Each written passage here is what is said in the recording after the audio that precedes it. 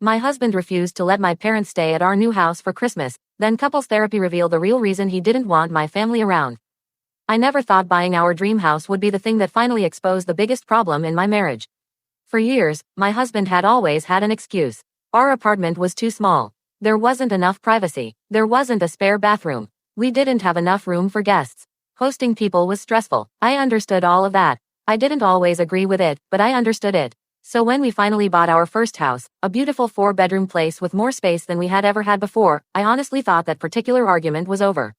I thought the house would change things. I thought having separate bedrooms, multiple bathrooms, a large kitchen, a living room big enough for everyone to sit together, and an entire upstairs area would finally mean that my family could visit without my husband feeling like our home was being invaded. I was wrong, and the timing couldn't have been worse. I was pregnant. Our baby was due in the first week of November, which meant that by Christmas our daughter would be almost 2 months old. Christmas had always been important to me. Not because of presents, not because of decorations, because of family. My parents and my sister lived in another country, so unlike my husband's family, they couldn't simply drive 20 minutes to see us. I saw my family twice a year if I was lucky, usually once during the summer and once around Christmas. Sometimes work made that difficult. Sometimes plane tickets were too expensive. Sometimes someone was sick. Sometimes life simply got in the way. So when we bought the house and I found out I was pregnant, I started imagining our first Christmas there. I imagined my parents arriving with suitcases, my sister complaining about jet lag, my mother taking over the kitchen even though I told her she didn't have to, my father sitting on the couch holding his new grandchild, my sister taking approximately 700 photographs of the baby, everyone eating together, everyone laughing, and for the first time in years, my family actually having enough room to stay with us instead of spending thousands of dollars on a hotel. I thought my husband would be excited too. Instead, he became furious. And I couldn't understand why. My husband and I were both 30. We had been together for 8 years. We had lived together for 7. We had gone through university together, our first jobs together, our first tiny apartment together, several financial struggles, moving apartments, changing jobs, family problems, and eventually buying our first home. From the outside, we looked stable. Maybe even boring. We weren't the couple who screamed at each other in restaurants. We weren't constantly breaking up and getting back together. We weren't dramatic on social media. We had built a life. At least I thought we had. His family lived close. Very close. His parents were about 20 minutes away. His siblings were also nearby. We saw them regularly, sometimes once a week, sometimes more. If his mother wanted to see us, she could call in the morning and be at our house before lunch. If his father needed something, my husband could drive over after work. If there was a birthday dinner, we could attend without planning months in advance. His family was part of our everyday life. My family wasn't. That wasn't because I didn't love them. It was because geography made it difficult. My parents couldn't simply pop over for Sunday dinner. My sister couldn't drop by after work. My mother couldn't come over to hold the baby for an afternoon unless she spent thousands on flights and took time off work. That difference had always existed, and for the most part, I had accepted it. But pregnancy made me think about it differently. I kept thinking about my parents becoming grandparents. I wanted them to have memories. I wanted my father to hold his grandchild. I wanted my mother to be there when we decorated the Christmas tree. I wanted my sister to spend a few days with us. And I wanted my daughter to grow up knowing that my family was her family too. So one evening, while we were sitting in our living room surrounded by half-unpacked boxes, I brought it up. Can I ask you something about Christmas? My husband looked at me. What do you think about hosting Christmas here? He immediately sighed. Hosting? Yeah, at the new house. I laughed. Obviously, he didn't laugh. I don't know. We're going to have a 4-bedroom house. I know. Your parents live 20 minutes away. I know. So they can drive here for Christmas dinner and go home afterward if they want. He looked at me. And your family? I smiled. They'd stay. His expression changed. Not dramatically, but enough that I noticed. Stay how long? I don't know. Maybe a week. A week. Christmas to New Year's. That's a long time. They're flying internationally. I know. They can't just come for dinner and leave. I know. I thought that was the end of the conversation. It wasn't. Over the next few weeks, I started noticing that the subject of my family staying with us made him increasingly uncomfortable. At first, he simply said he wasn't sure. Then he said he didn't like having people in the house. Then he said it would be too crowded. Then he said we were going to have a newborn and didn't need additional stress. That last argument actually made sense to me. We were going to have a newborn. Neither of us knew what those first weeks would be like. Maybe the baby wouldn't sleep. Maybe I'd be exhausted. Maybe we'd both be overwhelmed. Maybe we'd need privacy. So I asked him what exactly he was worried about. Is it because we'll have a newborn? Partly. Then what else? Nothing. That doesn't answer my question. He sighed. I just don't want too many people in the house. 3 people. Your parents and your sister. 3. Plus us. And the baby. Exactly. I looked around the room. We have 4 bedrooms. So they can have the entire upstairs. And they'll barely be downstairs. That's not the point. What is the point? He didn't answer. That became a pattern. I'd ask what bothered him. He'd say he didn't know. I'd ask whether he disliked my family. He'd say no. I'd ask whether someone had done something. He'd say no. I'd ask whether he was worried about privacy. He'd say maybe. I'd ask what would make him comfortable. He'd say he didn't know. And then we'd argue. Eventually, I spoke to his family. Not because I needed their permission. I want to make that clear. I wasn't asking my mother-in-law whether I was allowed to have my parents in my house. I simply wanted to make sure they didn't feel excluded. His family was nearby. Mine wasn't. I knew that Christmas could easily become a sensitive subject. So I called his mother. I wanted to tell you something about Christmas. She immediately asked how the pregnancy was going. We talked about the baby for a few minutes. Then I said, we're thinking about having my parents and my sister stay with us between Christmas and New Year's. She paused. Then she said, that makes sense. Are you sure? Of course. I don't want you guys to feel like we're choosing them over you. She laughed. Sweetheart, we live 20 minutes away. I laughed too. She continued, if we want to see the baby, we'll come over. I told her that was exactly what I hoped she'd say. She said she understood. She also said something that stuck with me. Your parents are going to want that time. Let them have it. I felt relieved. I thought the problem was solved. It wasn't, because when I told my husband that his family was fine with it, he got angry. Why did you ask my parents? I didn't ask permission. It sounds like you did. I was just making sure they were comfortable. Why is that their business? Because they're your family. It's our house. I know. So why are you talking to them about what happens in our house? I stared at him. I was trying to be considerate. You're making this bigger than it needs to be. I haven't made anything bigger. You already told them. Yes. And now they think it's happening. I thought it was happening. He stood up. I never agreed to it. That sentence hurt more than I expected. Not because he didn't want my family to stay. Because he said it like I had made some enormous decision without him.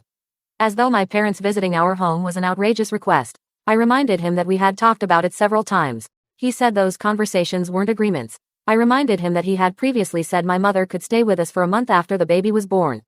He said that was different. How? Because that's when you need help.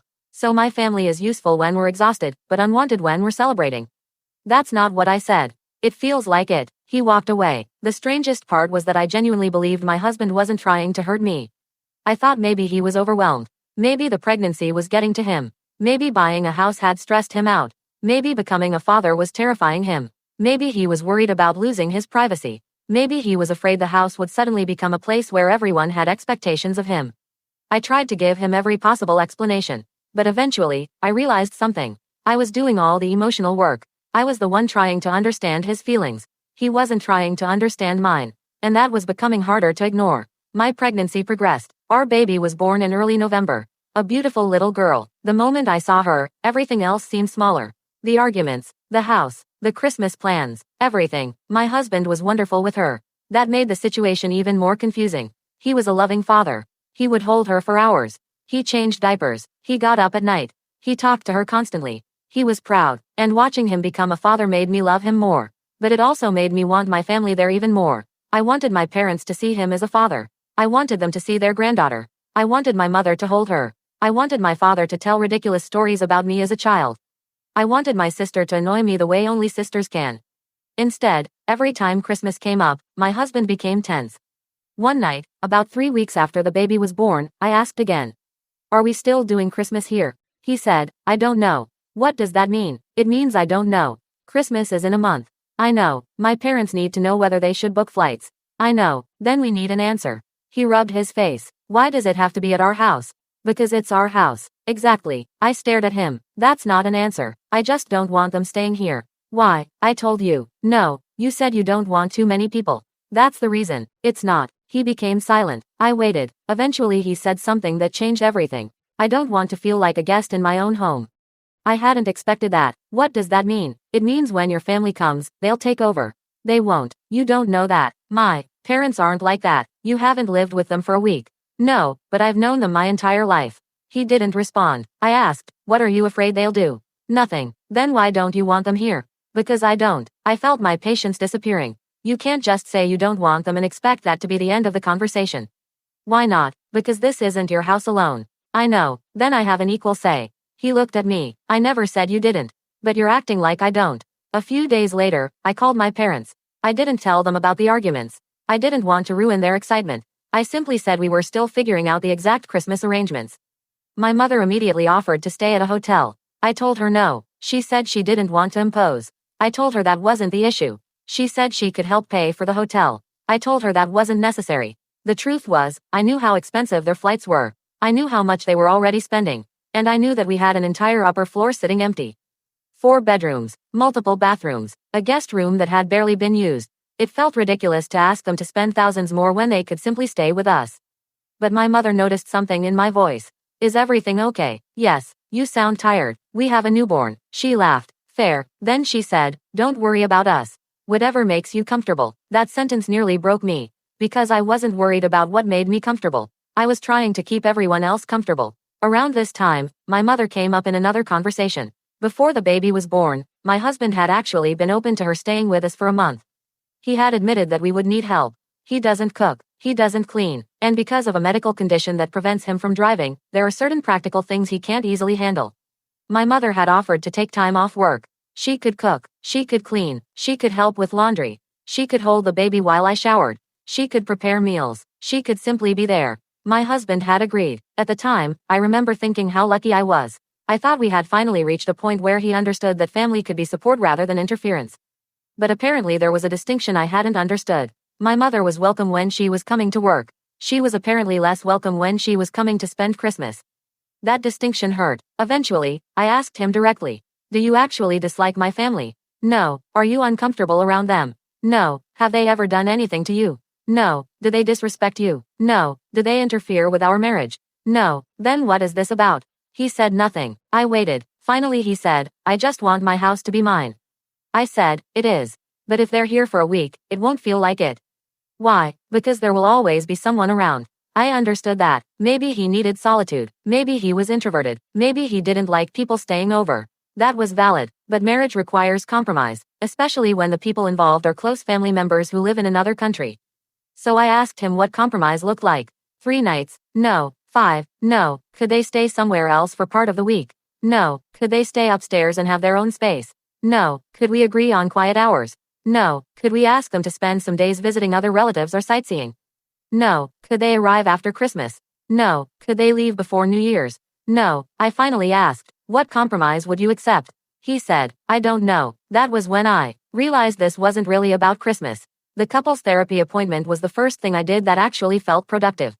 I booked it without telling him first. Then I told him, we need help. He initially resisted. He said therapy was unnecessary. I told him we weren't communicating. He said we communicated fine. I reminded him that we had been arguing almost every day. He said pregnancy and having a newborn were stressful. I said that was exactly why we needed help. Eventually he agreed. Our first session was uncomfortable. The therapist asked us why we were there. I explained the situation. My husband said, I don't want her family living in our house for a week. The therapist asked why. He said, because I don't like having people around. She asked whether this applied to his family. He hesitated. Then he admitted that it was different. His family didn't make him feel like he had to perform. That sentence surprised me. Perform? I asked. He explained. When my family visited, he felt like they expected him to be the perfect husband, the perfect father, the perfect host. He felt judged. I asked him when they had ever judged him. He couldn't give a specific example. The therapist asked whether the feeling came from something they did or something he expected. He admitted it was mostly something he expected. Then she asked a question I hadn't thought of. Do you feel that way because you think her family has a different culture around family obligations? He said yes. That was the first time he had actually explained something clearly. My family is very family-oriented. When someone visits, everyone helps.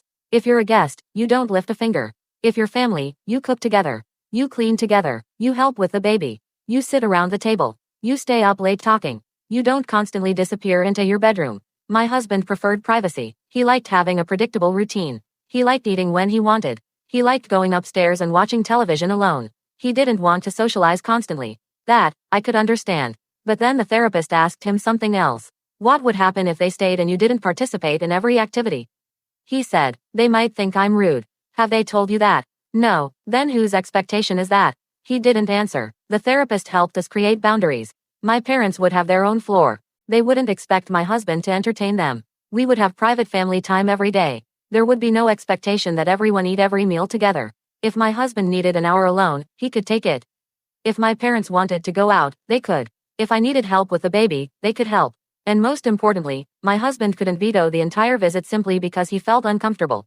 At the same time, I had to accept that our home belonged to both of us. I couldn't treat his discomfort as irrelevant. That was fair, so we compromised. My parents would stay from Christmas Eve through December 30th. 6 nights. They would use the upstairs rooms. They would pay for their own flights. We would handle food. My parents would help with cooking and cleaning, but they would not take over. My husband could have private time. And nobody would assume that because my family was visiting, he had to spend every waking moment with them. For the first time in months, I thought we had a plan. I called my parents. They were thrilled. My mother cried. My father immediately started talking about what gifts they would bring. My sister sent me a message saying she was already planning Christmas pajamas for the baby. I felt happy, really happy. Then my husband came home. And he told me he had changed his mind. I don't think I can do this. I stared at him. What? The visit. We already agreed. I know. We went to therapy. I know. So what changed? I've been thinking about it. About what? Everything. I sat down. Okay, tell me. He looked exhausted. I don't want them here. I felt something inside me go numb. We literally spent an hour in therapy discussing this. I know. And we created boundaries. I know. And you agreed. I know. Then what are you doing? He didn't answer. I asked again. What do you want me to do? I don't know. Do you want me to tell my parents they can't come? He didn't answer. I said, do you understand what that would mean? He finally looked at me. They could stay in a hotel. I laughed. Not because it was funny. Because I couldn't believe he was saying it. They're already spending thousands on flights. I know. They have an entire floor available here. I know. And you're asking them to spend thousands more because you don't want them in our house. I said I don't feel comfortable. And I'm supposed to tell them that. He said nothing.